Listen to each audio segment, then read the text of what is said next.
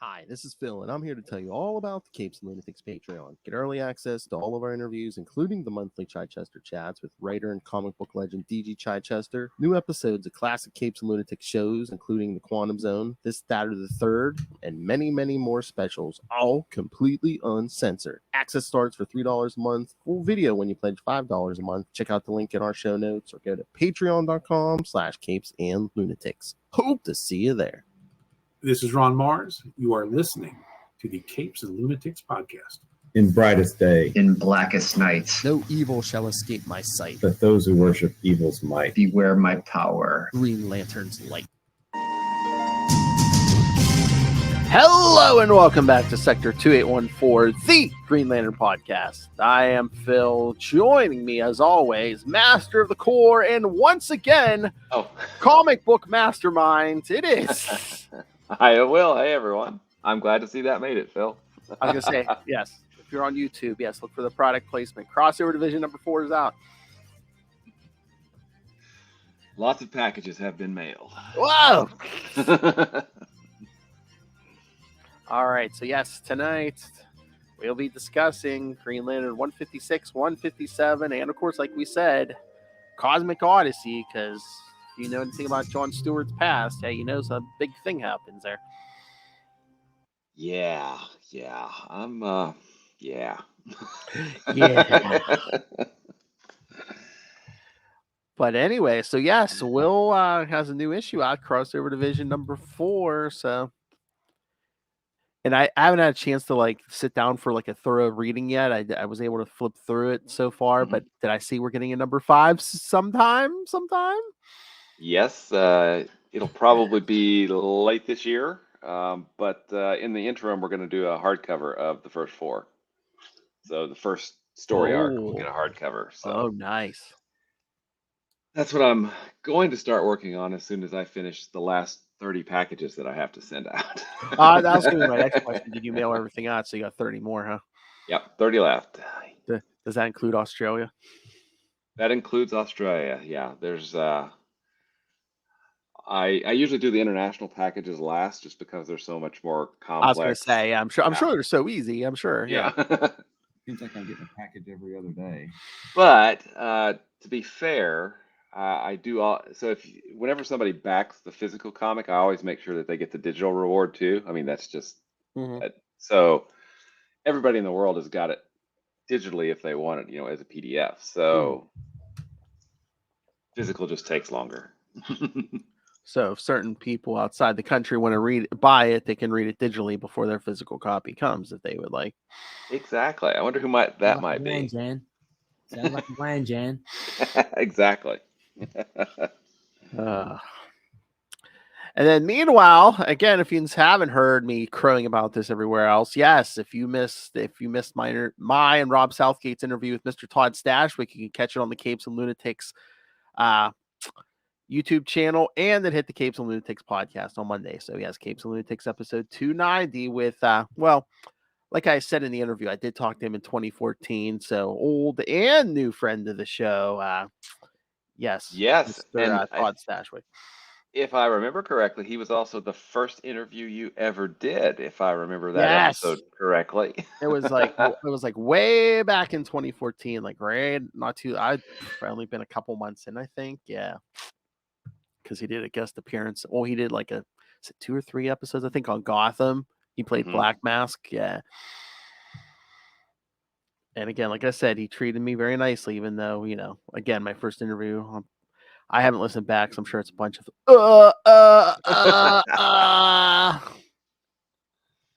But yeah, pretty cool interview, man. Thank you. Yes, it was nice and easy. And again, he's been doing a ton of interviews, but I think ours is going to be very original because, yes, for those of you who don't know, Mr. Robert Southgate did go to high school with Todd, so they're reminiscing, and yes, you may hear information about a young Todd you may not have heard anywhere else. So. Nice. So, ha. Everybody else. Right. Did you watch the second episode of Picard season 3? Yes, I have seen it. Belay that order. Oh, that's awesome. Well, unless they're giving us a big red herring, spoilers, you were right. And we got another introduction as well, right? Oh, at the end, yes. Yeah. So I Told you to think, stand down, yes. yeah, I think I like that they're slowly, spoilers again. So if you don't want to hear this, I'm going to talk about what's going on. I like that they're slowly putting the band back together. Not, boom, Yeah. everybody's coming back together all at once, and then they go do the thing. No, we're gonna. Yeah. I'm one of the things that I kind of had a problem with in season 2 was how the plots didn't really seem to mesh. They were just kind of, it was like, let's go, whatever. I hope that doesn't happen with this, and I think I'm confident that it won't. But we've got some plot threads weaving in here, and I hope that I'm looking forward to see how they pay off. Yeah. Well, again, Raffi meets up with a certain someone, so I Yes. believe, that's gonna that thread is gonna get tied into the main plot here any time now. And again, the band will be back together, because I did ask Todd. That's one of my questions for friend of the show, Todd Stashwick, was did you have any scenes with the full Next Generation cast? And he said yes. So Well, and I was thinking about that from and I don't know. This would have been a good question to ask him. Mhm. He's coming into a situation where these people have literally worked together for decades. Yes. Right. So, he as an actor is coming into that, but then also to bring his character in to that as well. I think it was really smart to make him antagonistic to that, because he's coming into that whole situation. Not even just working with them as a character, did you hear when he was just like, he's talking to Patrick Stewart? One, again, just talking to Patrick Stewart, but then two, it's like, oh, hey, Brent Spiner, come over here and meet Todd. It's like, Yeah. uh, Absolutely. so, oh my God, we have friends in common with Patrick Stewart. This is Scott Stashwick, aka Captain Liam Shaw of the Starship Titan, and you are listening to Capes and Lunatics. Nice. Very nice. Oh my God. So, yeah. Oh my God. So now anytime we talk about Patrick Stewart, we're like, friend of a friend. Sir Patrick Stewart. Patrick Stewart, Jerry Ryan, any of the Next Generation cast. Yes. Nice. Very nice. So that's what you've been up to, man. That was an okay week, right? Yes. And again, you've been mailing out crossover division. That's what you've been up to. Oh yeah, absolutely. Oh, did you watch Quantum Leap? It was on last night. Yes, that was the family. Yes. Yes. The restaurant, yeah. The restaurant, yeah. We just watched it a little bit ago. We haven't Nice. watched the latest episode of The Last of Us yet. But we watched Quantum Leap because I'm like, well, Last of Us is going to be heavier, so I don't want to do that right before the show. Oh, but next week Brandon Routh is in. Yes.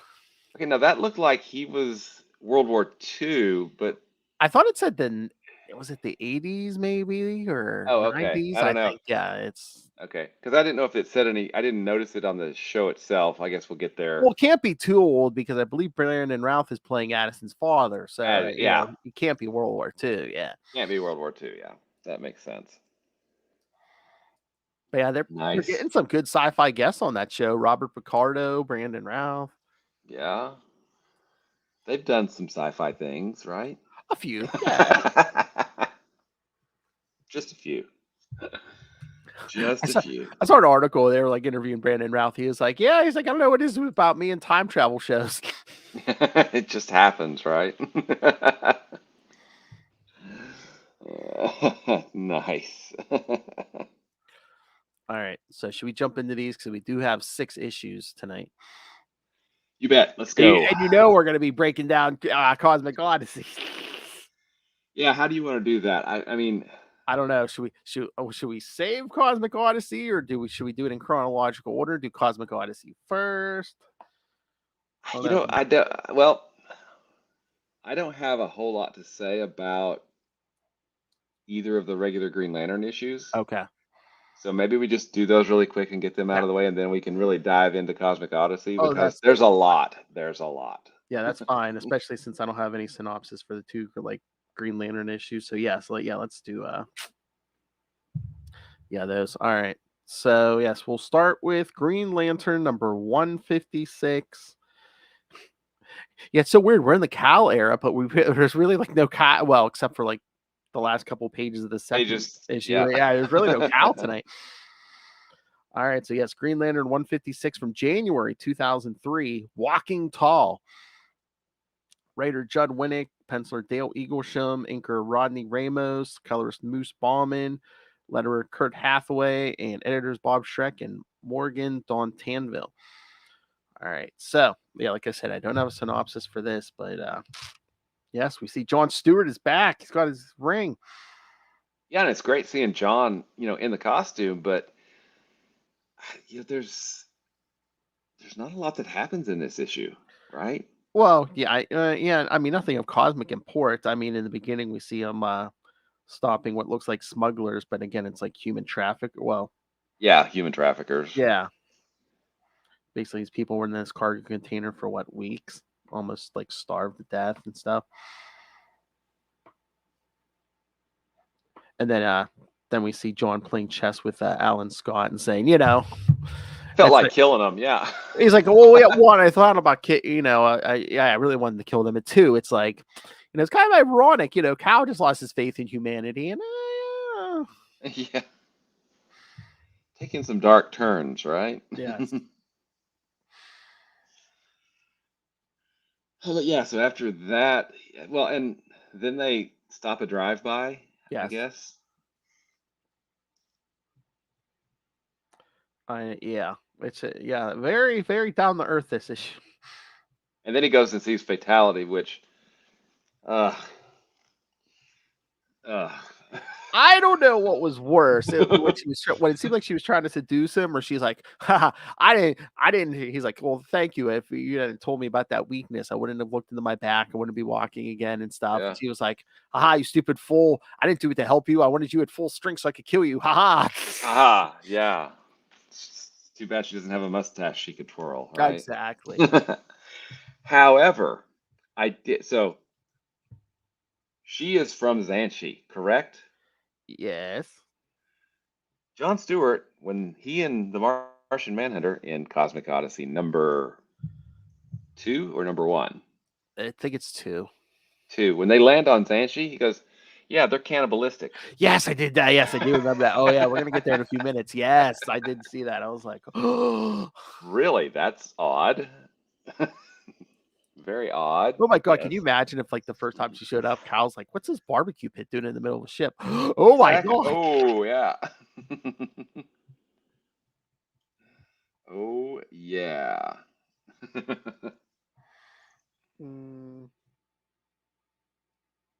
But yeah, she literally says, I helped you, John Stewart, so I could kill you. And that is all I want. Yeah, which gets even weirder. There was a Mosaic Comics does a podcast. You and I have talked about it before. He did a kind of a retrospective on Fatality on this latest episode, and Yes. it's pretty screwed up. Okay, I mean the Star Sapphires get her and make her fall in love with John. Then she gets she's replaced by a Skrull. I'm sorry, a Durlan.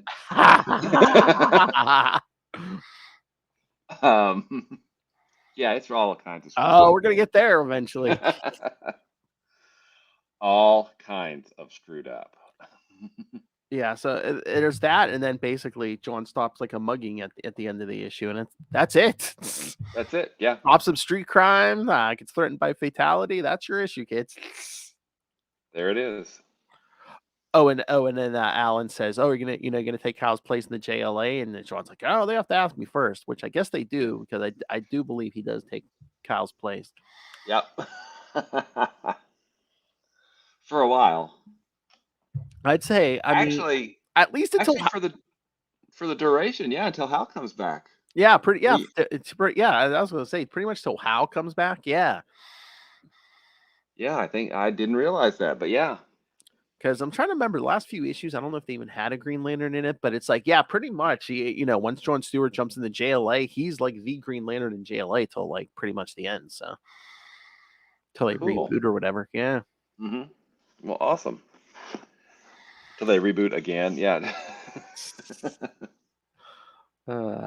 So thoughts on this issue again? It's pretty much just oh yeah, he's back. It's good to see John back, but I mean, there's not a lot of substance to this issue. I mean, really, it's just kind of well, this happens and this happens and this happens. It doesn't seem to be building to anything or. Which yeah, I mean, it's great that John's back, but it's just like I guess you know what he's doing what Kyle told him to do because Kyle's off in space. He's like, here, defend Earth. So I guess that's what he's doing, defending Earth. Yeah, and at the very beginning, he talks about, hey, I'm going to protect this city. I'm like, dude, you used to protect the whole space sector. Okay. I think we can handle a whole planet. Yes. Yeah, I think you can handle a city too, you know, and we have established that a space sector is infinitely large. Okay. And I'm sure there's no other superheroes in New York. No, there's not at all. No. Yeah, it's a shame. It's really a shame.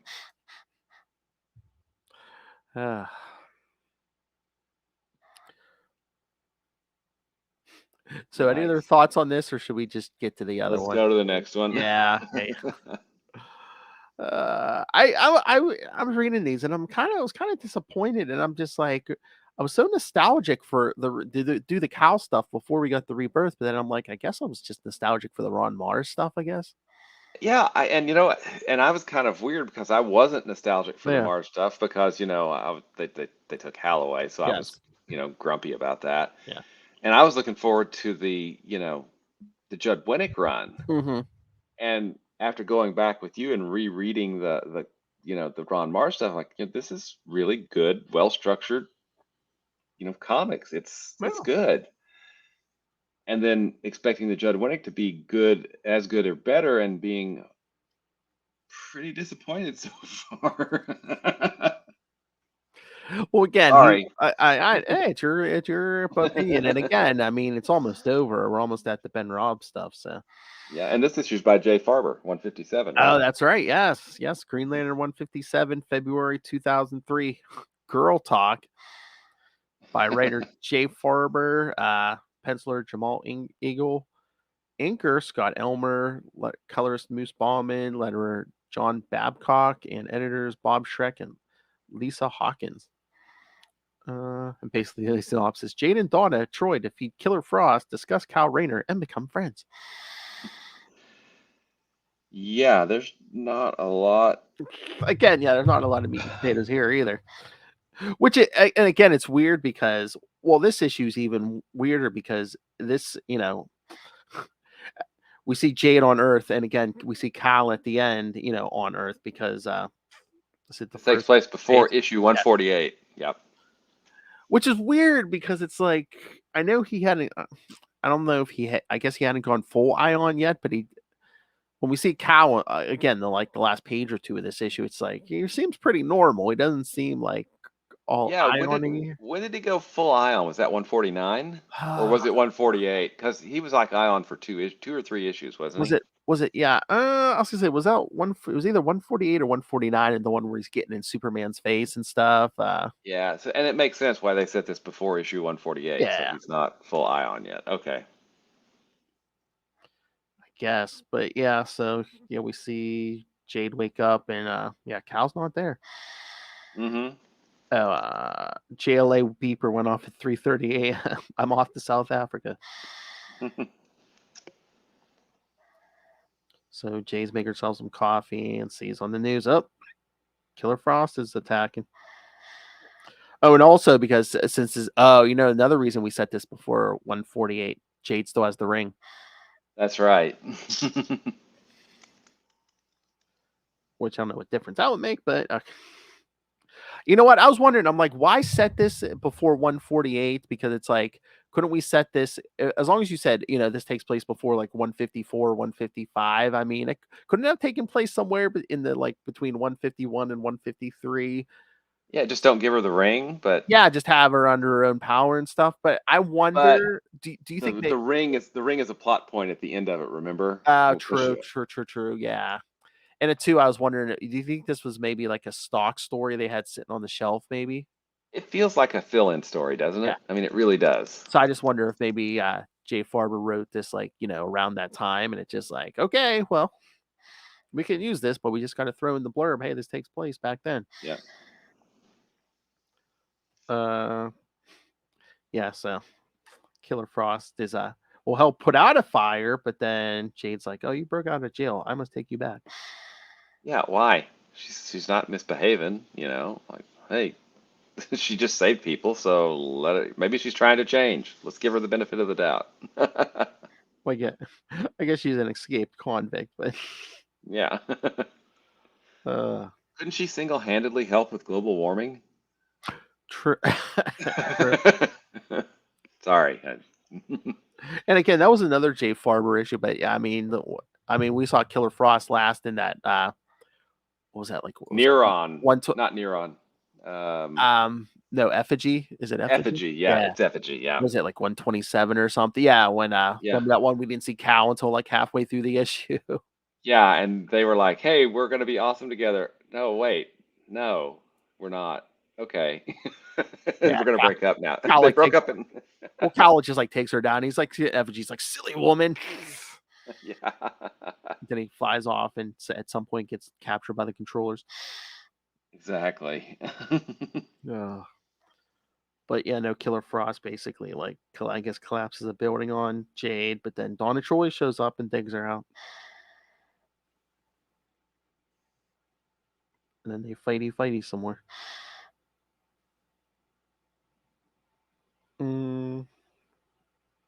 Yeah, and then they get together and have coffee at Radu's. I know. I was gonna say we saw Radu. It's been a while.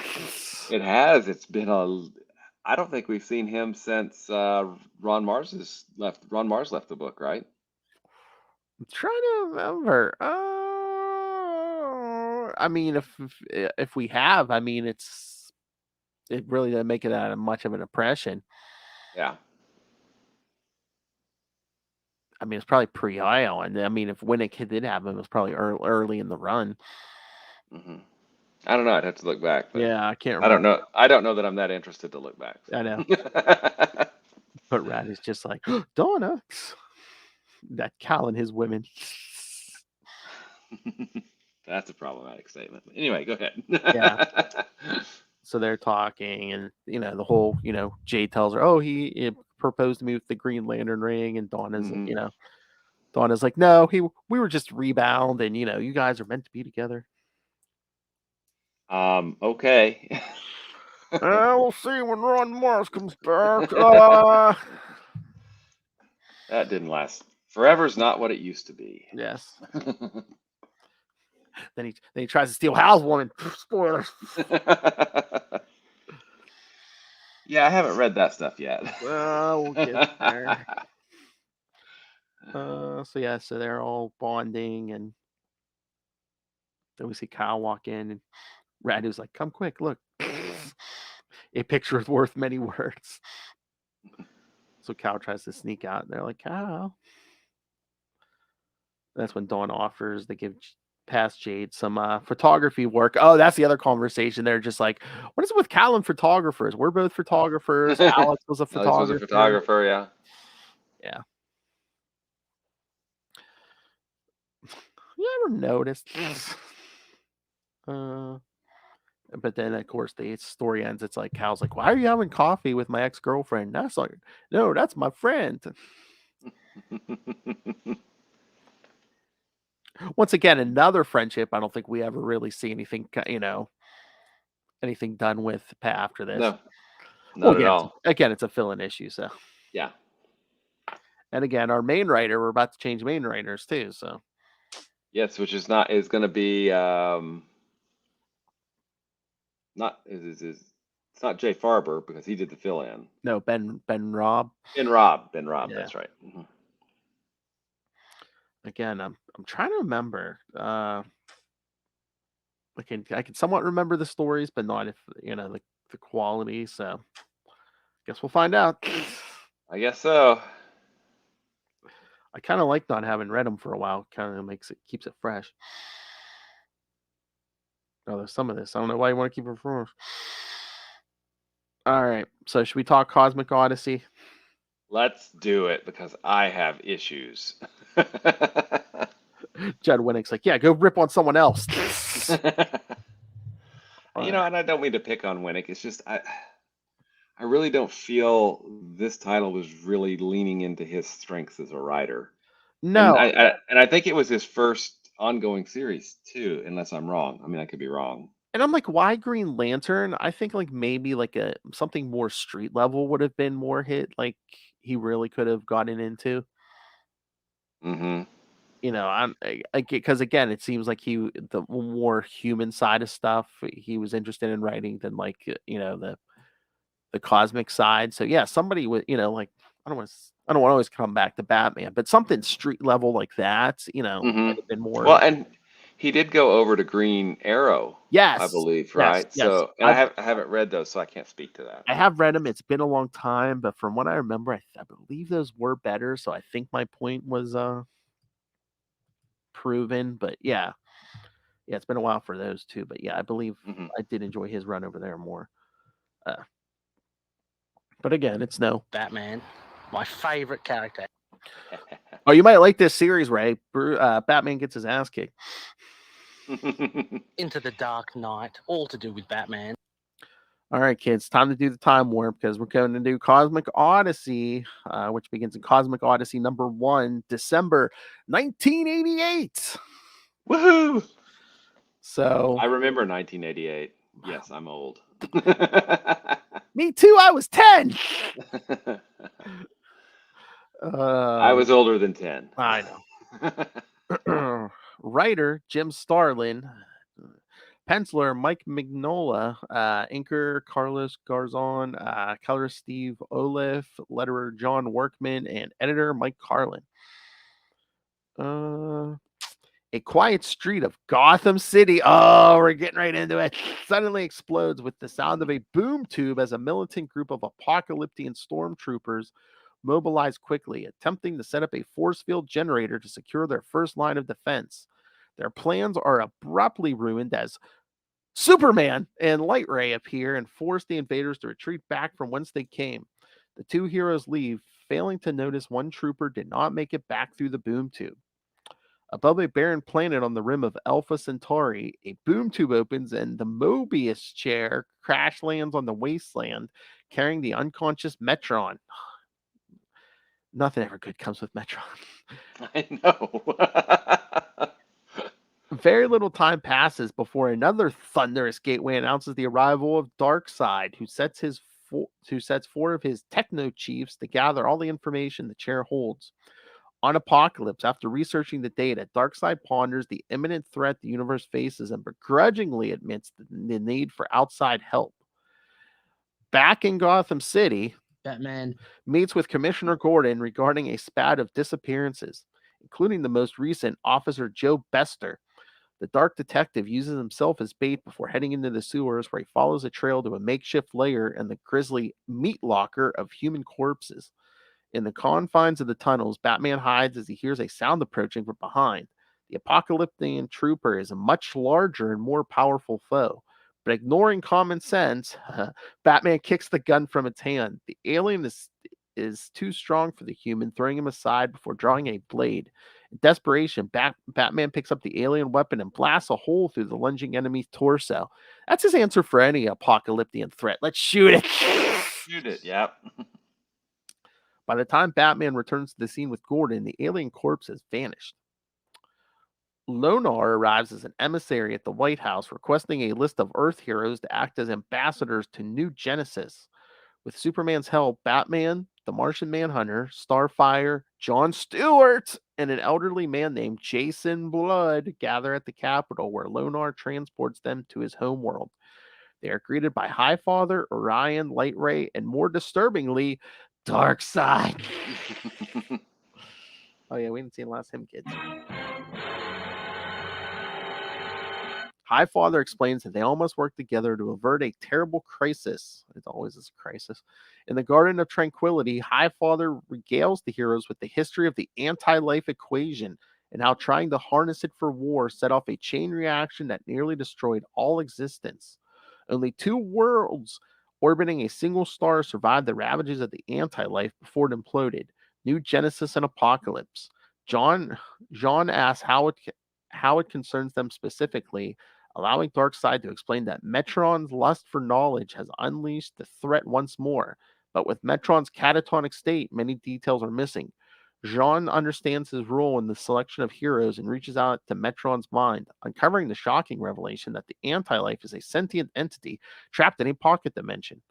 Metron was unable to reverse the equation in time, and 4 aspects of the entity escaped into their realm.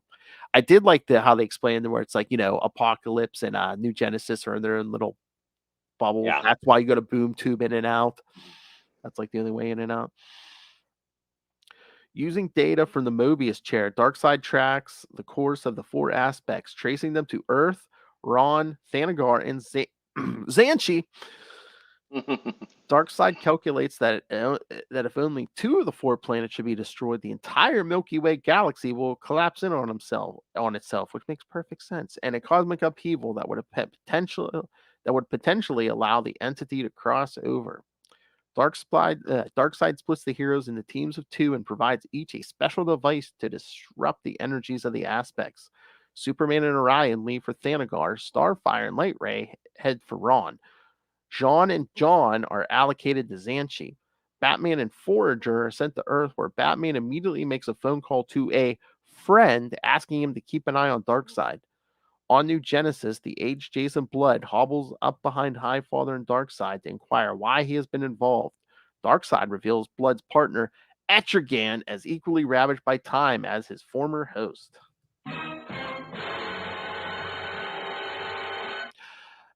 Thoughts?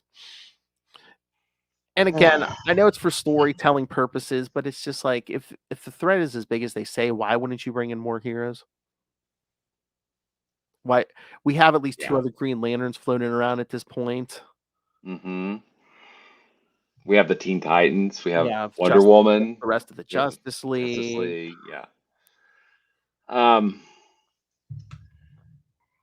Oh, I don't know. We're going to Thanagar. Why don't we call Hawkman? Yeah, that might be cool. Or Adam Strange, since we're going to, Yeah, well, I mean, we will see him, but yes, yeah, we're on, yeah. So, I think this just kind of solidifies for me, again, why the new gods don't really appeal to me. Yeah, I mean, no. and it's fine. I know that they appeal to a lot of people, and that's great, but I think that they work best on their own. When you start mixing them with the rest of the DC universe, Yeah, it doesn't do either the heroes of the DC universe any good, and it doesn't do the new gods any good. It lowers them from their high concept of being, the new gods, the 4th world, and everything Kirby built, to being just, superheroes, right? And it takes the superheroes and mixes them with it doesn't work, and it doesn't work here, and it doesn't work with Green Lantern. Again, and again, New Gods, same as with like Eternals, that it really doesn't do much for me either. I don't know if it's the Kirby formula, or I don't know if it's like, I don't know if Kirby's plan was to keep all these, the New Gods, the Eternal. Like, if you read the original Eternal series, I mean, they were pretty much in their own bubble in that first series. Yep. Like, and then they got integrated into the Marvel universe. Exactly. And then I just wonder if they're just like, if someone behind the scenes, Stanley or someone, was just like, Jack, you want to sell this book, man, you need to like start, dropping these characters into the rest of the Marvel universe. So maybe that's the whole thing. It's just like, originally for both, maybe he was just like, yeah, I don't want to mix them with the rest of the toys. And they're like, you know what, you want to do, if you want to keep making books and keep selling, Mm-hmm. you have to have them play with the rest of the guys. Yeah, I don't know. It just, yeah, like I get you. Blue- Oh no, I am behind you 100%. But having said that, here's what we've got. We've got Mike Mignola on art. Yes. Awesome. I mean, this looks like no other book on the stands, right? Yes. I mean, And I think the colorist, I don't remember who the colorist was, but the colorist does an amazing job too, darkening the shades so that it works with Mignola's art, right? Steve Oliff, yeah, colors, Olaf, yeah, oh yeah. yeah. So, the art's great. I still think it's a little goofy if 4 planets are going to cause the Milky Way to blow up and change the universal constants or some stupid stuff, but whatever. That's the plot, okay? And only one of them we've never heard of before. I wonder which one's going to get blown up. I don't know. But I do want to talk about that when we get to issue 2, because I have a question. And I don't know. I want your take on the answer. Okay. All right, so we jumped to number 2 then. You got it, man. All right. All right, Cosmic Odyssey number 2, January 1989. Book 2, Disaster. I wonder where that could be. Same team.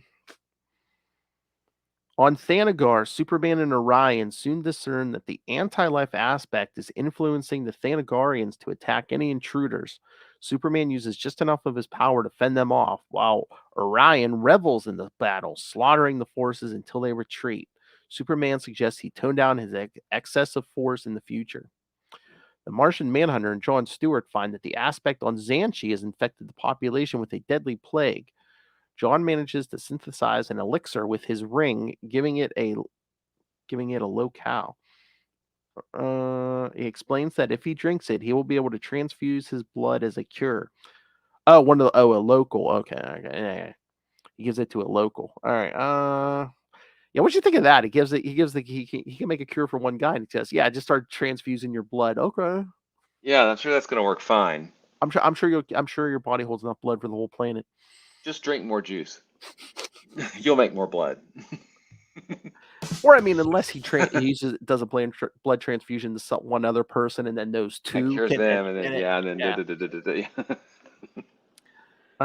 he explains that if he John then finds a native computer console to scan it for information, discovering a weather control station in the Arctic using 10 times the normal amount of power. Further examination reveals the station is now controlling the planet on a greater scale. Yeah. Meanwhile, on Earth, Batman introduces Forager to the Batcave. The reports from the other teams have been collected by the Bat computer, and analyzing the data, Batman has a hunch that the aspect will target the Bat computer. Meanwhile, Light Ray leads Starfire to Ranagar, where Jean told them he may find an ally to aid them in finding the aspect. The entire Ranian population has been afflicted with madness as unbridled chaos fills the streets. What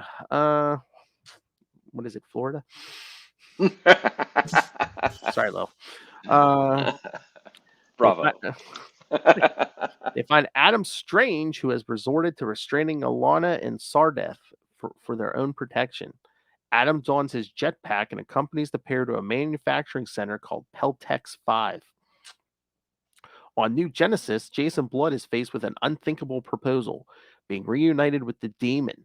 Highfather regrets asking Blood for such a sacrifice, but he assures he would not ask Blood if such a thing were not essential. Darkseid concurs, warning Blood that the threat of the anti-life entity crossing over is still a threat, even if the heroes succeed in neutralizing the aspects. The barrier between dimensions must be strengthened, but even the combined power of Highfather and Darkseid is not enough. Only by using an elemental being like Etrigan as a conduit can they harness the unbridled power of nature. But the demon must be whole, not the withered shell of his former self. Begrudgingly, Jason accepts the burden. Back on Xanshi, the two heroes race to find the aspect, only to encounter a stormy atmosphere to slow them down. While evading a tornado, Jean is struck by lightning but recovers, whereas the anti-life catcher is not so lucky. Fortunately, John scanned the device with his ring and recreates a construct replica, shielding themselves from the elements in a cube of light that the pair journey on.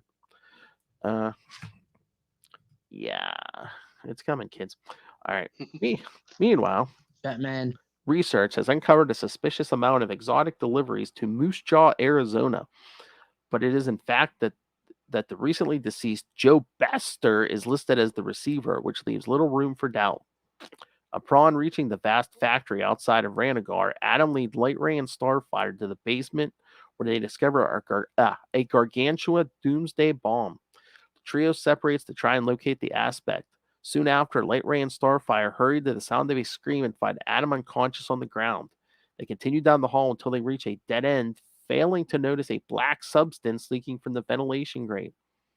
The violent weather recedes on Xanshi, unable to penetrate Green Lantern's box, but John is taken off guard as they are assaulted from below by a volcanic eruption. The ring protects the partners, but frustrated, John arrogantly accuses Jean of holding him back, and he restrains the Martian in a bubble before leaving to stop the aspect alone. Gardner. John reaches the weather station where, to his dismay, he finds the doomsday bomb has been entirely painted yellow. Completely ineffectual, John's mind wanders to Jean as the last 6 seconds of the countdown. The explosion engulfs half of the planet before the aspect changes the polarity of the core, and Xanshi propels itself into its star, which is destroyed in turn. Among the debris floating where the Pegaron system formerly existed, Jean finds the thoughtless Green Lantern huddled in regret and rebukes him for his unforgivable act before leaving. As knowledge of the failure spreads to New Genesis, Highfather insists now's the time Blood merge back with Etrigan. The two decrepit adversaries meet face to face once more, embracing their destiny and one another until the union is complete and Etrigan in all his malevolent glory stands alone. All right. Okay, I have issues with this. Yes, so do I. All right, so first off, the Martian Manhunter was slowing him down. And when he got there, how many seconds were left? Was it 6 at least? Like 4, I think. Okay. What was the Martian Manhunter going to do in those 4, or let's be generous, let's say 6 seconds? Yeah. What was he going to do in 6 seconds to save that planet? True. Now, what John Stewart should have done is put a bubble. It always comes back to Quasar, right?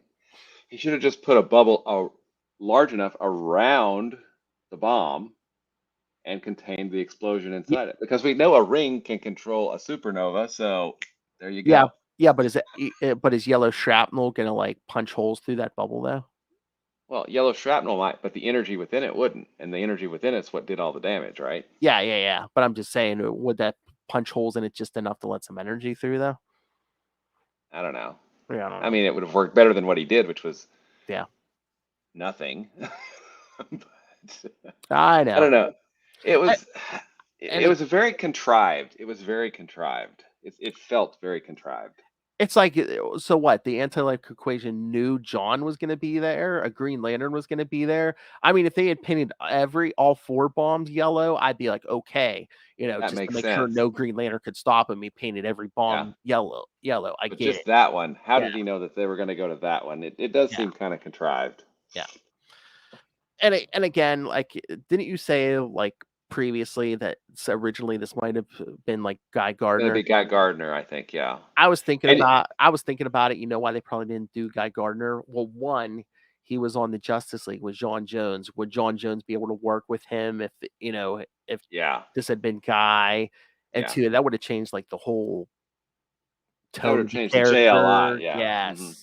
So maybe they're just like, we're not going to mess with DeMatteis and them. Yeah. You can see how, because there's a snide remark early on from John that really sounds like Guy, Oh, yeah. Like in issue 1 when they first get onto New Genesis, Forager comes out or something, or there's some snide remark there. I'm like, oh, that's Guy Gardner. Yeah, that's definitely. Yeah, there's a few lines in here. I'm like, oh yeah, they just that was supposed to be Guy Gardner.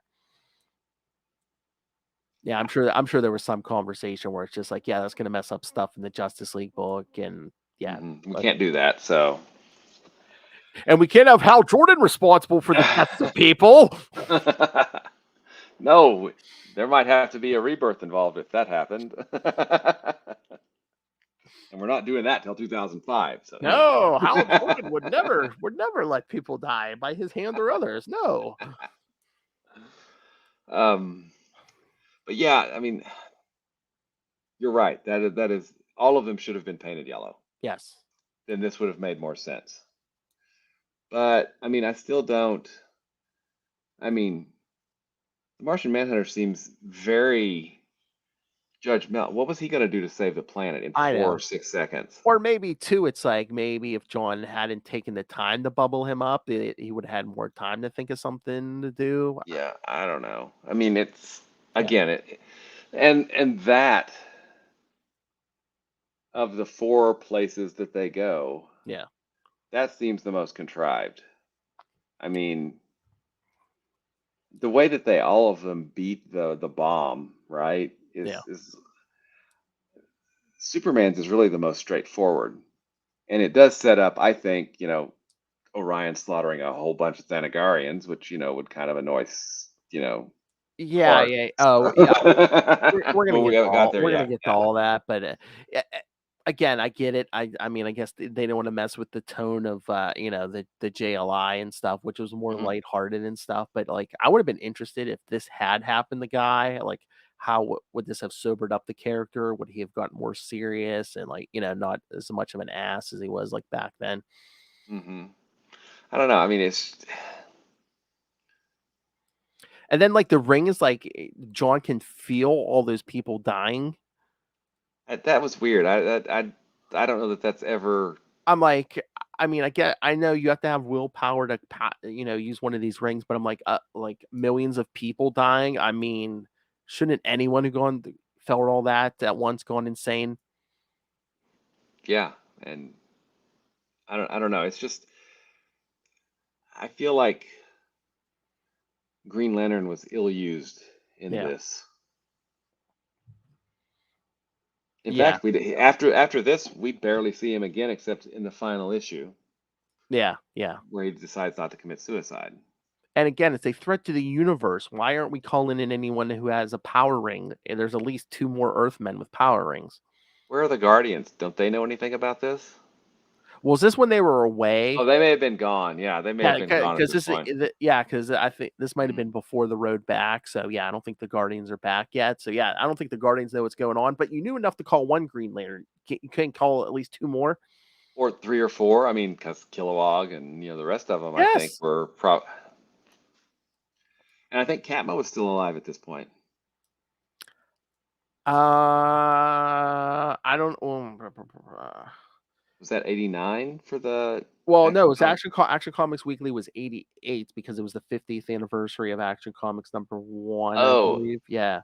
so this could have been done before she died, or could have been done just right after. I mean, Okay. he said something like, "Oh, I'm sorry," that last issue. Yeah. Sorry, Katma. But so I was like, wait a minute, hold on, let me look this up.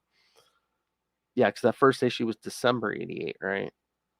Okay, So- Action Comics 601, the infamous issue was May 1988. So So it already. Okay. yeah, so it's been around like 6-7 months since she got Yeah. killed. So okay, Mhm. so in the span of like 6 months, we've put him through. His wife has been killed. We're doing this. Yeah. Yeah. This doesn't seem very fair to this character, does No. it? And then he's gonna get his mind messed with more when the old timer comes back. And Oh yeah. And becomes a guardian, and then becomes not a guardian, And then forgets he's a guardian, they go the Dallas route. Oh, must have been a dream. It's been a dream. All right, we're gonna get to number 3. You bet. All right, Cosmic Odyssey number 3, February 1989, book 3, Decisions, by the same team. With Adam Strange unconscious, Starfire stays with him at the Doomsday device while Light Ray continues his search for the elusive aspect. As soon as he leaves, Corey notices a trail of liquid on the ground. She examines the substance, which smells like gasoline. Failing to notice the green ooze take form behind her, attacking her with a piece of heavy machinery. On Thanagar, Orion is discontent with Superman's cautious approach of investigation. Observing a city swarming with mind-controlled soldiers from a distance, Superman instructs Orion to draw attention above ground while he locates the anti-life aspect by boring a tunnel beneath the city. Back on Ron, Light Ray uses his electromagnetic spectrum vision to attack the aspect, returning him to the stellar disruptor where Starfire lies as unconscious as Strange. Light Ray flies to her aid but is blindsided by a piece of machinery slamming into his back.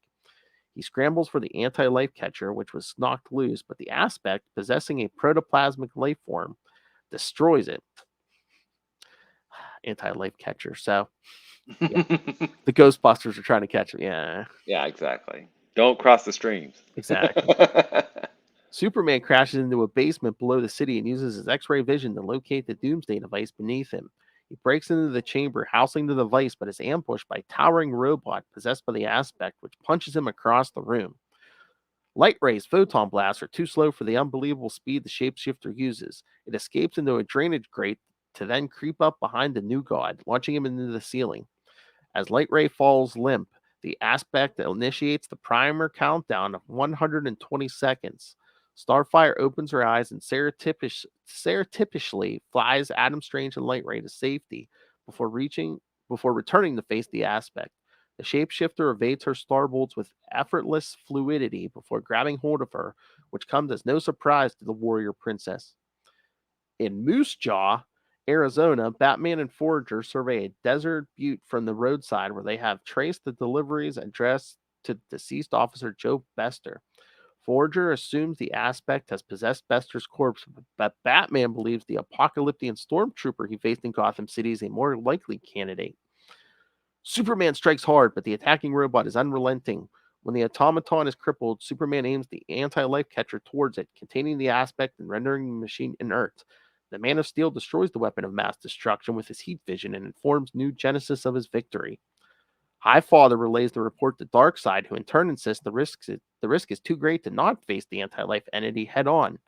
Highfather rejects such a hasty decision and leaves to ponder the matter. His thought is interrupted by an ally sent by Batman, who informs Highfather that Darkseid's schemes service only his wants. Superman bursts upward, hoping to find that the Thanagarians have been released from the aspect's influence, but what he faces is sheer horror as the streets are strewn with the dead as Orion hovers over the carnage. Disgusted by Orion's bloodthirsty massacre of innocent victims, Superman punches Orion from his astro harness in a rage. Orion shrugs it off and departs for home alone, leaving Superman to bury the dead. Light Ray recovers in a storage room next to Strange and rushes to find Starfire. He arrives to see her limp body suspended in the grasp of the aspect as the timer ticks down. With only seconds until detonation, Light Ray prepares a photon blast, but Starfire flies into action to get him out of harm's way. According to her plan, Corey's fiery flight path ignites the petroleum-based creature the aspect possessed, which explodes violently, destroying the Doomsday Bomb. Adam Strange emerges from the rubble and joins the others, thanking Starfire for saving Ron, but his gratitude is interrupted by the aspect in its true form escaping into the sky. Light Ray and Starfire attempt to chase it, but the entity moves faster than the speed of light and vanishes. Wait a minute. Can I interrupt for a second? Yeah. Isn't Light Ray like the god of speed? Yeah. Okay, please continue.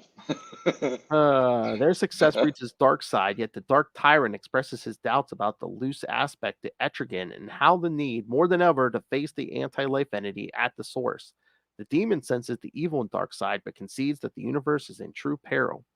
A boom tube opens before Highfather, and he welcomes back Orion, who has also recovered the Martian Manhunter and Green Lantern. Highfather chides Orion for being so hard on their failure, but John agrees with him, wallowing in self-pity after his cocky bullheadedness and reliance on the ring led to the destruction of his solar system. As John walks away in shame, Highfather kindly suggests that Jean watch over his friend. Inside the lab, Darkseid straps Etrigan and himself into a dimensional harness and without consulting the others flips a switch, distorting reality and displacing them into the dark void where they face the anti-life entity. Highfather and Orion enter the lab to discover Darkseid has recklessly gone after the entity.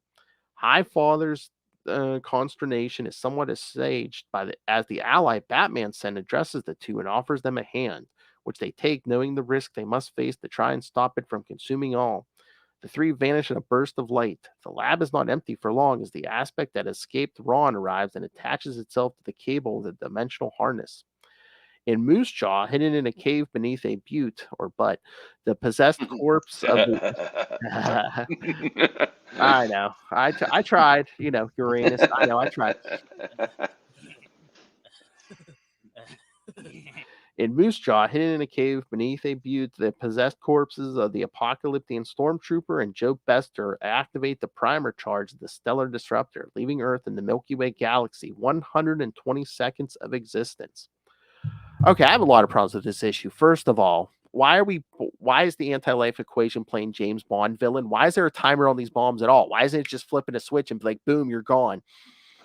And then, I'm glad that, I like Starfire, I really do, but I'm glad she can time her, emergence from unconsciousness, to within seconds so that she can save the day, right? It didn't seem like they blew up that bomb at the very last second.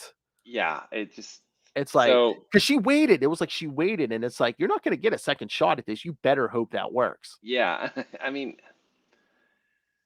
and then And then she's talking like, petrol and petroleum, and I'm just like, wait a minute, do they have that on her planet? I'm like, what are you? What? She's talking like a scientist. I'm like, that's not Starfire. Yeah, I mean, it's two of the aspects. The Batman and the Supermans seem to go well, right? Yeah. I mean, it seemed to be well done, except for, of course, why not just boom, boom, boom, boom, boom? Why, just blow them up, right? Yeah. But the Rand one and the Zhanshi one just they don't make a lot of sense, And oh my god! And the thing with this Superman, when he comes up and he sees Orion's killed all these Thanagarians, the universe is about to be destroyed, and Superman's to stop and bury the dead. I know. I'm like, really? I'm like, I could see like at the end of the last issue if he comes back and we see him just like helping like the Thanagarians bury their dead and stuff at the end of the story. But I'm like, But in not the middle of during this, a crisis. in the middle of Yeah. this, especially since you've been the most successful against these aspects. Yep, exactly. Well, and it seems to me if you're not Darkseid, you're not Superman, and you're not Batman, then there's not much for you in this story, right? Yeah. I mean, Forager gets to sacrifice himself. Yeah. Orion, And again, and also, if Superman's as disturbed by Orion as he seemed to be at the end of this issue, why isn't he going to Highfaller? It was like, this man has to answer for his crimes. You know how many people he slaughtered and he did not have to? Yeah, and you have Batman killing somebody at the beginning of the story. Yeah. Which that's not Batman, Yeah, I mean, So I don't think this is the art. Like I said, the art is great, but I don't think the story has held up very well. that is Starlin Batman though. Like he'll kill in self-defense, like if, which again, I mean, he was about to be killed by that Apocalyptian trooper. I mean, I can kind of hand wave it. I get you, Batman doesn't kill, but I can kind of hand wave that. But and then and again with the Superman thing, Highfather telling John Martian Manhunter, oh yeah, go check on your friend. Yeah, we don't need you. We're in the middle of a crisis. Yeah, we don't need you. Go check on your friend. Unless he thought he was going to pull John out of this so he could help. I don't. But I'm just like, yeah. I mean, it seems like It seemed like Starlin was coming up with trying to come up with convenient excuses why. Oh yeah, we're not going to see Superman for a while. We're not going to see Green Lantern and Martian Manhunter for a while. I mean, and the anti-life is this sentient thing. Yes. And again, I love Batman. I'm a big fan of Batman, but it's like, this is a cosmic crisis. We should be seeing Superman and Green Lantern and Martian Manhunter more than Batman in this story. And Wonder Woman and the Flash, and I mean, yeah.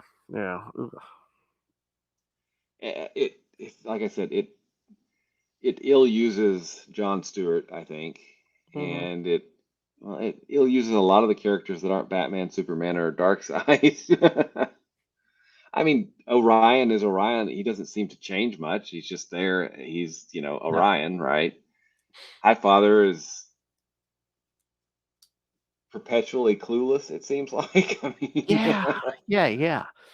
And it's like, and then the whole thing on Ron, where it's like, oh, Starfire, you stay here and watch over Adam Strange. Light Ray will find the aspect itself. It's like, I get it. You want to make sure Adam Strange is all right, but it's like, if you don't stop this aspect, the Milky Way is going to collapse on itself. It's like, I think, yeah. I think we know what's more important. take precedent. I mean, is Adam Strange breathing? Okay, let him go. Let him go. Yeah. And Light Ray being outrun. You don't outrun Light Ray. He's literally like the god of speed, okay? Yes, a god of speed. Yes, I know. I mean, that's just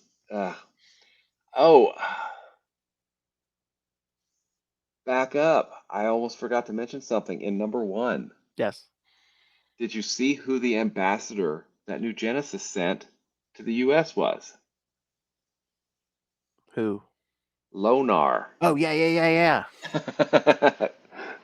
And I assume that's his only appearance, or maybe he appeared somewhere else, but that's his only appearance that I know of before he was, used by Thorne in the latest Green Lantern Oh, series. yeah.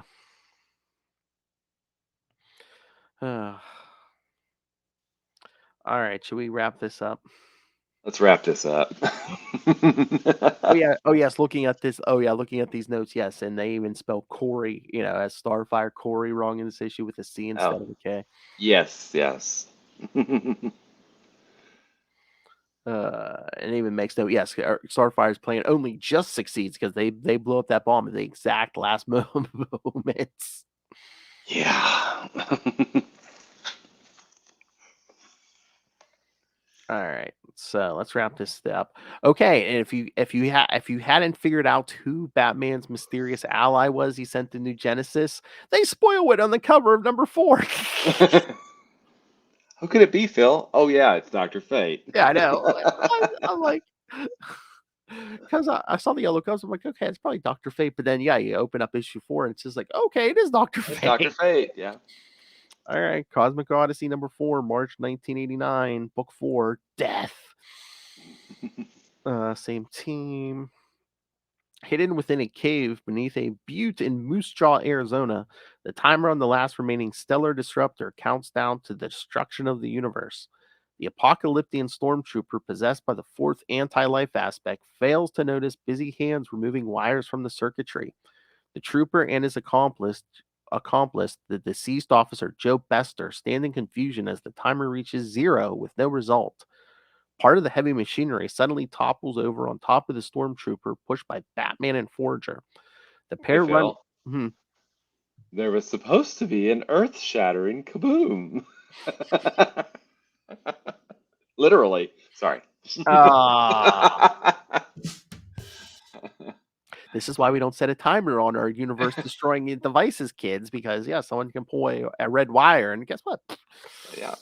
No earth-shattering kaboom. Exactly. I love it. A device that can destroy the universe, and it's like, oh, I've ripped a wire out of it. like it's not more advanced than, like, say, a nuclear reactor. It's like, oh, I pulled a wire out. The machinery topples over, pushed by Batman and Forager. The pair run at Bester, but the formerly departed cop swats Batman away like he's nothing. Whereas Forager decapitates the man from behind with his shield to discover he's really a robot. Where did that come from? So we're gonna destroy the universe. We could just have any human-looking robot. No. We're gonna make a robot of the guy we know we killed. Exactly. Oh my god.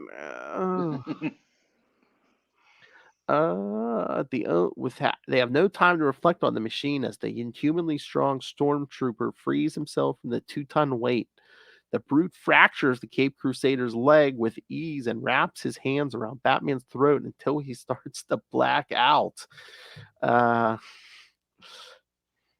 Anyone enjoying that out there? Sex on the mind.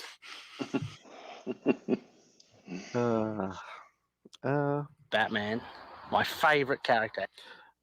In a dark pocket dimension, Darkseid and Etrigan stand before the imposing anti-life entity. The Roller of Apocalypse activates the switch on his dimensional harness, funneling enormous cosmic energy through the demonic conduit into himself and onward to ensnare the entity. In mere moments, Darkseid realizes the power of anti-life is unparalleled, and the entity reaches out for them. Darkseid is wise enough to know when to retreat and calmly attempts the dimensional recall, but to his aggravation, one of the 4 aspects has corrupted the harness from the other side. The aspect destroys the only tether to their dimension, and the 2 are left suspended in ether at the mercy of the entity. Again, I'm sure we don't want the anti-life equation to win, but it's like, oh no, Darkseid's gone. Darkseid's been stranded. Oh no. Boo-hoo. On New Genesis, the returned heroes scour the laboratory for the missing others, all worried about betrayal from Darkseid. Only Green Lantern has deeper concerns and skulks away from the others, consumed by guilt over the destruction of Xanshi. Yeah, the universe has been destroyed, but I'm going to go emo some more. Yeah. Before Batman loses all consciousness, he falls to the ground, saved by Forager, whose shield is embedded in the trooper's back. The victory is small as he, too, is brushed aside with one hit, breaking his ribs. With his adversaries lying broken on the ground, the Aspect repairs the stellar disruptor. Incredulous that he faces his end at the hands of anti-life itself, Darkseid stands motionless as the entity tries to envelop him. But within the darkness, a light rescues both he and Etrigan from nothingness.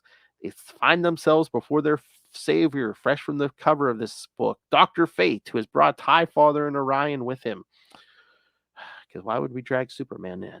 Fate gathers the 5 of them together to form a sink of cosmic power, pulling all of their mystic energies to hold back the relentless entity.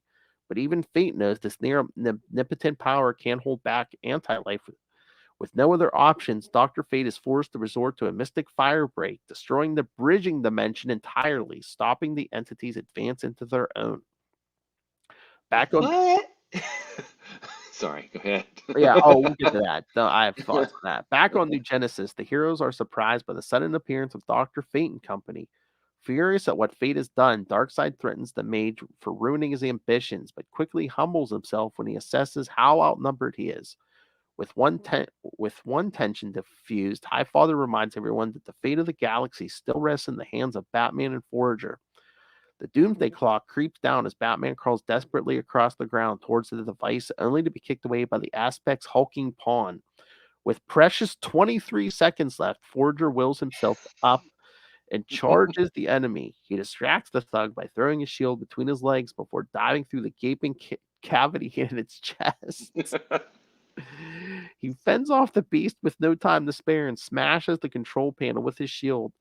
The device explodes. Batman is astounded to be alive and quickly immobilizes the locate Forager in the debris, only to be shocked by what he uncovers. Batman reports back to New Genesis, requesting a new Aspect catcher. Light Ray and Superman, there he is, leave to aid Batman, whereas John Jones slips away to find the absent Green Lantern.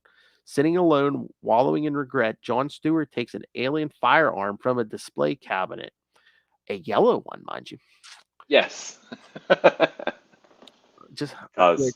Which I'm assuming just because the gun's painted green, it will shoot a green projectile. Yeah, of course. Yes. He removes his ring and gives it strict instructions to travel 20 light years away and wait for him to call it back. If he doesn't contact it within an hour, he orders it to locate Hal Jordan. Which someone else says any of the others should have done this story. The ring departs, and with it too far away to instinctively protect him, John raises the gun to his temple. From behind the corner, John morbidly watches the Green Lantern struggle with his conscience. When John lowers the weapon, the Martian enters the room and seemingly goads the wretched man into committing suicide, but John knows exactly what Stewart needs to hear. The belittling only fuels the Green Lantern's defiant will, and he summons his ring back before storming out of the room, leaving a content Jean behind him. A thunderous boom announces the return of Batman, Superman, and Light Ray, carrying the body of Forger. Everyone gathers around the corpse as Batman explains how Forger gave his life to save Earth and the universe. Orion, Orion makes a snide backhanded compliment to the Bug, and Batman angrily lashes out and punches him in the face. Man, everyone gets that punch. Causing a moody Orion to turn his back on them all. As the heroes prepare to return home, Light Ray notices Darkseid has sneaked away, with Highfather adding that the aspect catchers are also missing. On Apocalypse, Darkseid makes peace with his failures, congratulating himself on the smaller victory of obtaining a fragment of pure anti-life. On New Genesis, Highfather approaches Orion, asking him to accompany Forger's remains back to the Insect Empire. Upon inquiring why, Highfather quite plainly explains that it may teach him some tolerance. And we'll just sweep that, all those dead bodies, all those murders you just committed under the rug. Yeah. Yeah, this is not aged well. Yes. And Ray, you're welcome. Yes, Batman breaks his tibia and his fibula. So Yeah. And his ribs, and Yes. he's, yeah, but he's still strong enough to knock a god on his ass. Because he's Batman. Broke ribs. His leg is like shattered, but he could still knock a new god down. Okay. Okay. Orion, who can fight Superman like hand to hand, right?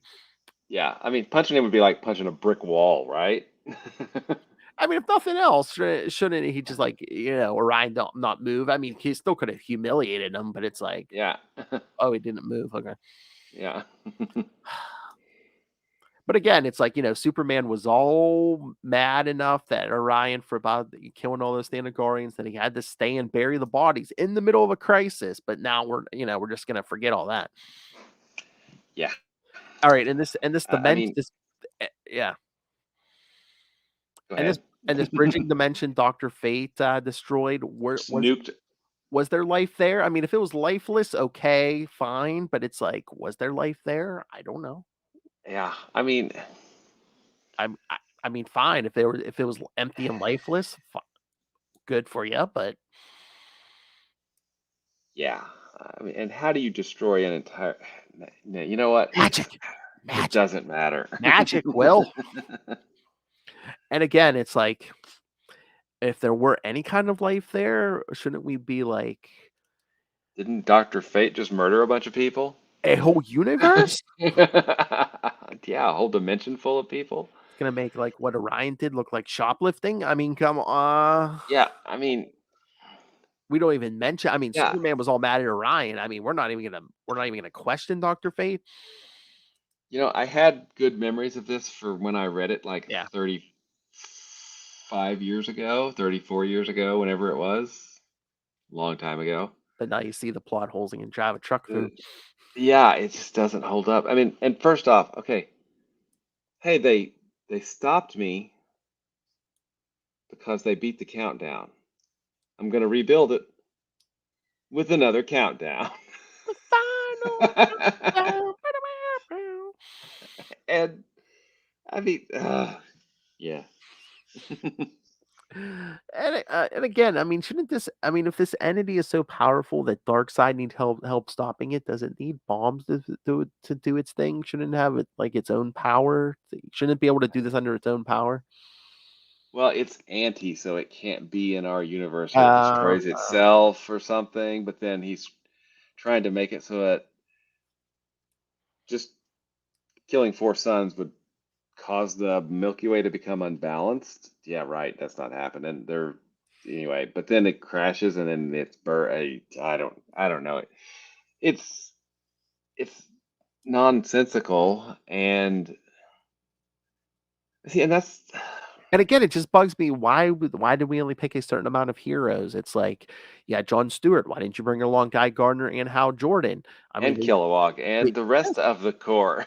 we had at least Hal Jordan and Guy Gardner in Invasion. They had at least 2 Green Lanterns, and it was just like an alien invasion. Yeah. I mean, and why weren't all of them painted yellow? Did they know that John was going to this one? How did they know? I mean, And why only a certain number of heroes? If you're gonna bring in Starfire, why don't you bring in Raven? if you're gonna bring in Batman, why not bring in Flash, Hawkman, other Green Lanterns, the Teen Titans, or are they the New Titans at this point? I don't remember. How about Mr. Miracle, who's from New Genesis? Exactly. Mr. Miracle, Big Barda. I mean, yeah, I don't know. This was kind of a disappointing week. Yeah. Yeah, we really doubled up on the disappointment. Oh. Yeah. Well, again, I mean, the newer issues were at least that first one was based off of, oh yeah, hey, John's gonna redeem himself because he let that planet die. Yeah. But it just seems so out of character. It's like, shouldn't John have gotten a parallax moment where it's like, yeah, something, maybe the anti-life or something was messing with his head, and that's why he was all acting Guy Gardner-ish. Yeah, I mean, did that him failing, did that completely destroy that character?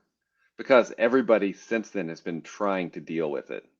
Either they just don't talk about it, or Well, and again, too, it's like it's that on top of his wife just died, and then he's gonna get his mind messed with by the old timer, and then oh hey, he's a guardian. Oh hey, we're just gonna ignore that. Then it's then he gets paralyzed. Then he gets better. Yeah, and now he's got a ring again. Yeah. And then we get rebirth. Yeah, Xanshi has become his defining characteristic. Yeah, not his intelligence, not his will, not his, oh yeah, he's the Green Lantern that let a whole planet die. Which is kind of ironic because this story, he probably acts the least John Stewartish in this story, and it's become his defining moment. Exactly. But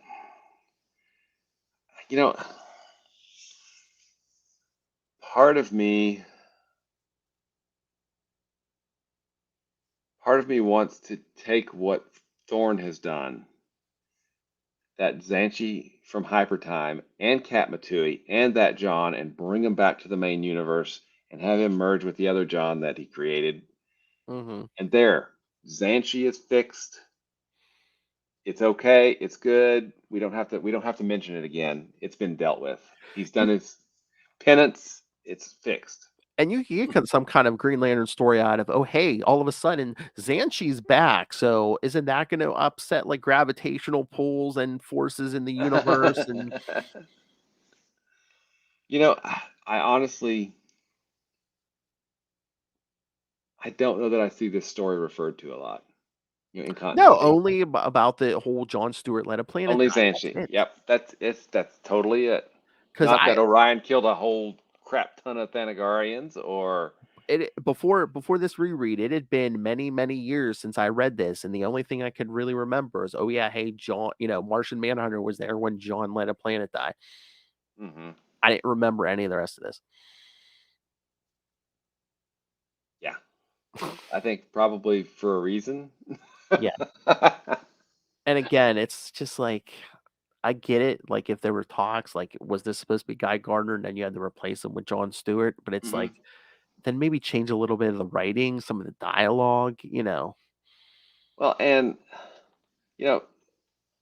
Starlin's a better writer than this, I feel like.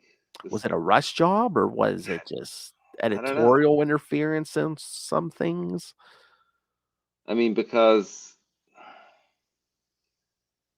I wonder too, again, since maybe it was just like, maybe the certain characters were picked because it's like you had to get like permit. I think this happens sometimes where it's like, especially then you had to get like approval from the Permission. people writing Yeah. them. It's like you have to go to the Superman team. Okay, you can use Superman. And I think this was when Starlin was writing Batman, so of course he's like, hey, I can use Batman. Yeah. So maybe he wanted Guy Gardner, like, no, you can't have Guy Gardner. You know, you already got Martian Manhunter, and that's gonna that's gonna change that whole dynamic between them, and that ain't your book. So Yeah. I don't know. I mean, Titans, who can I have? I can have Starfire. I mean, I really feel like this story did lasting damage. I mean, it's 35 years later, right? It did lasting damage that a lot of writers have tried to use and have built on to make. I mean, John is an interesting character, but I mean, this is always hanging over his head. Yeah. And I think what Thorne was trying to do was to use it so that it stops overshadowing. I mean, because this overshadows John's character. Yeah. If you don't know about it, they don't, and nobody mentions it, then John is John. You know, right? Yeah, he's made mistakes. He hasn't made mistakes. Whatever. He's a Green Lantern, and he's really good. He's but to do this to that character, not even in his own book, which would have been the Green Lantern core book, I think, at the time, right? Was the core book again? I think was this pre 200? No. This was after 200. This was Action Comics Weekly. This might have been. Oh, so the core book was already canceled. Yeah. No, they're not even in their own book. This is like Action Comics Weekly's going on. Yes, they killed his wife, and then they.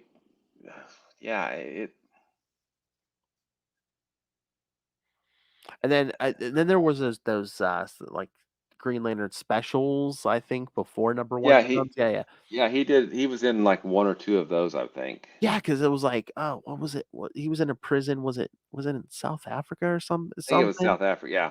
Yeah, when Hal brings him a ring, and he's just like, yeah, it's you got 24 hours to decide, either break out and become a hero again, or just wallow here.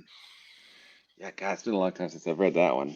I know. We did it like in the beginning of this podcast, like probably like third week or something. But oh wow, okay. Yeah. Because I think that's what we did. We did early Hal Jordan, then we did I think we did the end, the end of the core book and Action Comics Weekly and those specials, and then jumped into number one. Yeah. Yeah, it's funny because that is the only thing that's ever referenced about Cosmic Odyssey. Oh yeah. I mean, nothing else. Starfire was there. Did you remember that Starfire was there? I didn't remember that Starfire was there. Oh. Did you? Or Light Ray or Forager? Do you remember Forager dying there? I don't remember that. The only thing I really remembered was like Superman, Batman. They were in it, but I really didn't remember what happened. Yeah. And again, it's like, do any of the Superman writers want to bring up that he was in this? Because again, it's like, oh, he was all mad the Thanagarians died, but then after issue 3, nothing comes of it. And I'm going to bring up a nitpicky point that really I kind of laughed a little bit when I saw. Apparently, Batman drove to Arizona. See the Batmobile was outside the place where he had forged. I'm like, seriously? Unless the universe could end and you're going to drive. Unless he flew it out. I don't know.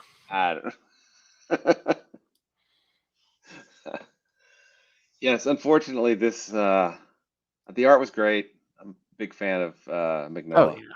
But so I'm guessing Starlin wasn't familiar with John, maybe, or I don't know. But this definitely did a disservice to Green Lantern. Oh yeah. And as a whole, and particularly John Stewart, his character, I feel like. And again, with that yellow bomb thing, he acted surprised. It's like, oh no, how did they know? Like a Green Lantern's weakness is yellow. I'm like, isn't that like everybody knows? Isn't that a known thing? Yeah. Crooks on Earth throw yellow lamps. I mean, come on. Yeah, I mean. And again, it's like if it's not a Guy Gardner type, it's like it's either he's acting like Guy Gardner, or it's like this would be John as like, the angry young black man, he was like 5 minutes after he got the ring. It's like, Which he no, and he hasn't been since. no, You this know. is how he would have been when he first got the ring before he even replaced Hal full time. It's like, no, Well, and I feel like Starlin said, "Hey, let's do this to this character." How do you bring a character back from that, right? And apparently, you don't, because it, it's still referenced to this day. yeah, apparently his way of bringing him back was to have him try to commit suicide, but then stop and then get goaded into, defiance by John Yeah, Jones. yeah. Was John in his mind like saying, "Oh, hey, if I go to him, it's gonna make him stop," or was he taking a huge gamble and is like, "Yeah, go ahead, do it." I think he was. I don't think he was in his mind. Okay. I think the ring would have. Well, Well, no, he told he that didn't have ring the ring. Yeah, he right, told the ring yeah. to go away. I don't know. I That's what I'm saying. He either read his mind or he was just like, think they're taking a "I'm big gonna chance. gamble." Yeah. hmm I don't know. I mean, to do this to a character and then not have a path forward or path back, it's just Well, using yeah, the like you said, character. 35 years later, and they still talk about it. Yeah. That's one of the only things they talk about John Stewart. hmm So yeah, I guess it's like disappointed. I guess Starlin wanted one of the teams to fail, but it's like, yeah, you really mess with whoever the Green Lantern was, you really mess with them. But I guess it's like, yeah, it's like out of all the teams, is Superman gonna fail? Probably not. Batman? Nope. Company policy, you don't let Batman fail. Yeah. I You're mean, not going to destroy Planet Ran because Adam Strange. yeah. I guess just it has to be John because like the ring will protect him in Martian Manhunter, I guess. Because if you Mhm. blow up Starfire, there's nothing to protect them, I guess. I don't know. I mean, I just it feels poorly conceived to turn, a hero, Yeah. have them make a mistake that literally causes, I think he said millions of people, millions of deaths, right? Why is it? I mean, when we get the rebirth in like less than 9 weeks now, it's why did we have to give Hal Jordan an excuse why he went nuts in Emerald Twilight, but we've never given John Stewart an excuse why he acted out of character and let Xanshi die? I don't know. I mean, They didn't want Hal to be responsible for that body count, but they sure as hell let John Stewart exactly, pay that tab. which is annoying. It's very annoying. I know, I mean, especially when he was so out of character. mhm. Again, it would have worked better with Guy Gardner, but again, yeah. That would have destroyed JLI Yeah. and that dynamic and all that stuff. Again, yeah. do you think John, if that had been Guy Gardner, would Martian Manhunter still been on that team? Would he have gone to like Max Lord or someone and be like, either you get rid of him or I'm gone? Yeah. They would have hand waved it away or something. I mean, who knows? Yeah. And and why, if you want to use a Green Lantern, use an alien Green Lantern.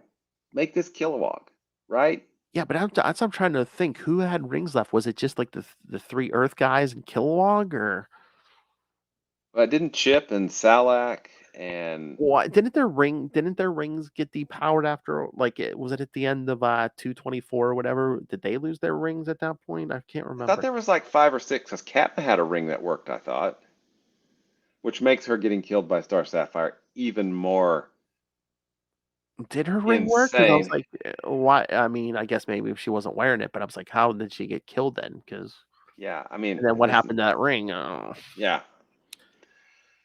Yeah, I don't know. because doesn't the battery get like mostly destroyed in 224? And like I thought most of the rings were depowered Most of the except for a few. Yeah.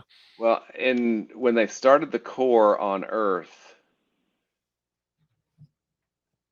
that's where Kilowog showed up. So all the rings everywhere were people just doing their job protecting their sectors. Oh yeah. After 200, yeah, there was Yeah. the Guardians were basically like, yeah, Green Lanterns protect the universe however you Yeah. see fit, and then in 224, the battery, you're right, kind of imploded or deconstructed or something, and then there was only like 7 or 9 rings, I thought. I don't know. There's something here. Hold on, I'm looking this up. I mean, we're bad. We didn't.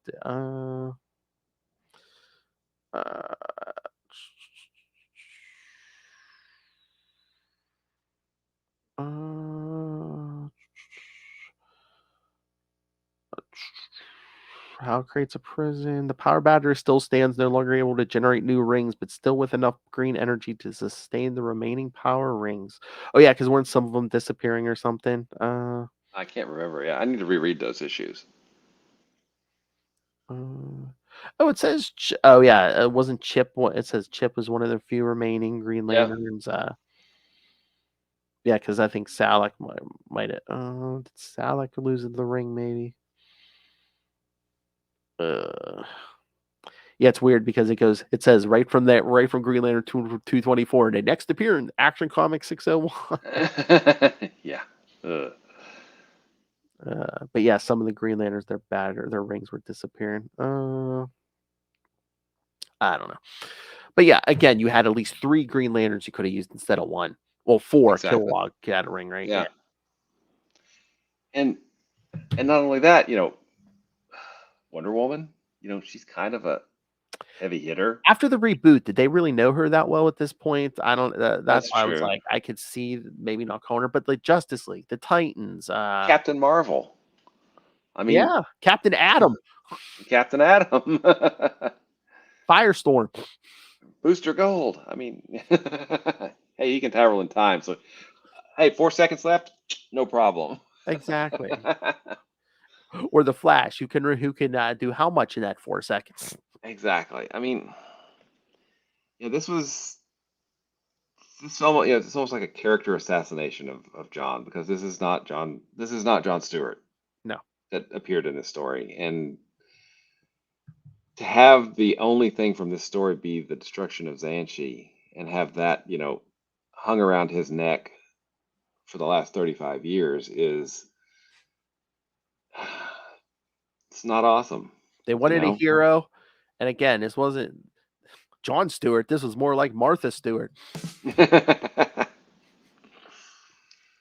But, well, we've now seen it, and we've talked about it. Yes. Yep. Yeah, there's some other story flashed through my head. I was like, oh, we should have to get to that again. Something. What was I just thinking about? I don't know. I'm sure it'll come to me 5 minutes after we sign off. Yeah. All right. So I know what you're waiting for, Will. You want to know what we do next week? What are we doing next week, Phil? All right. Let me open the hand schedule here. If it ever opens.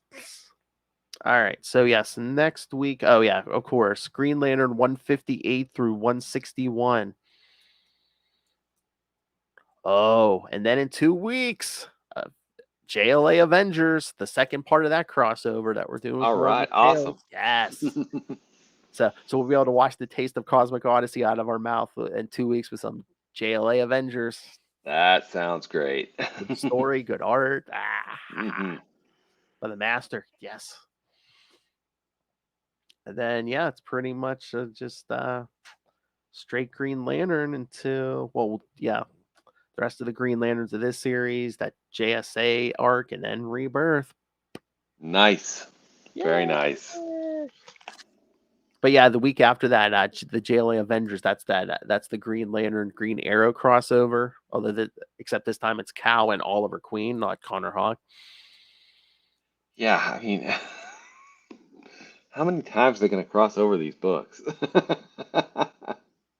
I'm trying to remember. That might be. I wonder if that's when Winnick takes. It's his last.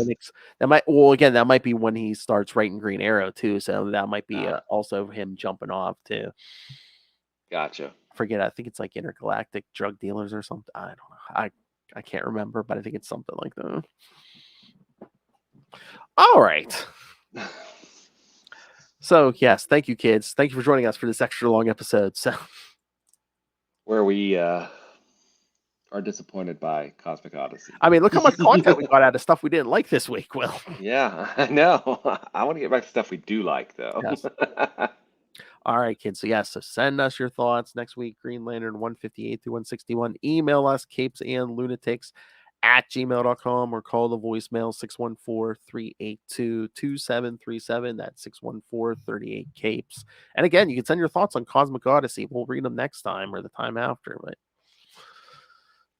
we'll read it so you don't have to. That's right. All right. And again, once again, now easy one-stop shopping. If you want episodes, videos, again, you should go watch that Todd Stashwick. We'll listen to the podcast, watch the video. He does have a pretty impressive. He said he didn't want to call it a man cave. It's a nerd lair or something, but yes.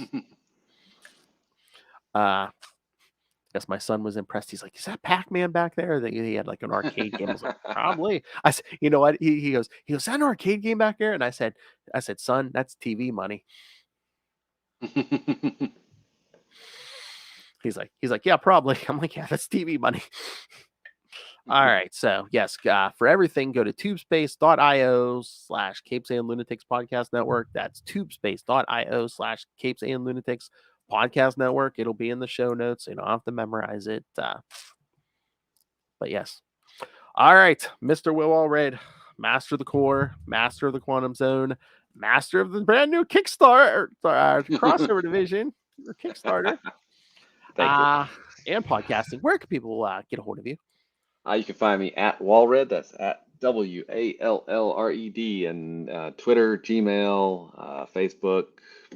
I need to start posting to Instagram probably, and other places out there, I'm sure. If you want to read any of the comics that I write, you can go to crossoverdivision.com and check out Crossover Division, which like I said, number 4 is being mailed out as we speak after our successful Kickstarter.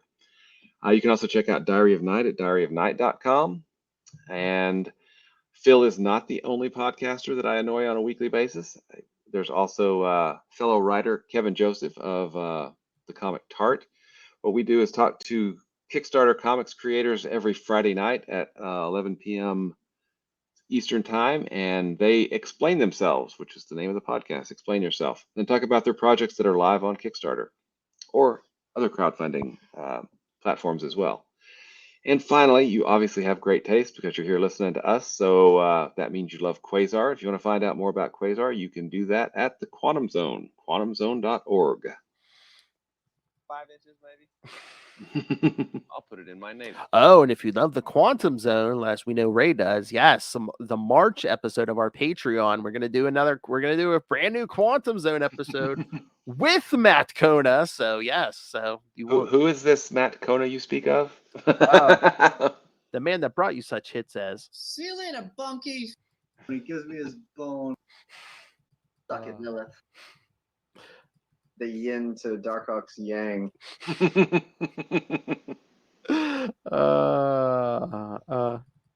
a bit of a heel turn. That's for sure. Oh yeah. Suck it, Lilith. Slow down. We need this for drops. One of my personal favorites. And I'm visiting nursing homes with bad intentions. From an issue of Quasar number 18. That's when we were talking about that. Sparkly quantum tentacles. I believe that was what, Quasar 6. Yeah, when he ties up Venom in 2 pages. Yeah, I think so. All right. So yes, thank you for joining us, kids. And again, Will, you do not annoy me. Cosmic Odyssey annoys me. Me too, Phil. Me too. Again, thank you for joining us. Again, we'll be back next week, and so will Kyle Rayner. We hope. Well, I believe we see what he's up to in space. I can't remember. It's been a while, such a long time since I read these. So, but yeah, I'm pretty sure we're gonna see him off in space now. Space. Pigs in space. Sorry. So I was gonna say, if we ever run out of content, yeah, because John Stewart starts showing up in JLA. I mean, we have how many JLA issues we can do with either Kyle or John? That's true. But that might put off Rebirth, so let's Yes. not. All right, kids, come back next time. And remember, watch out for those yellow appliances. Good night. Exactly.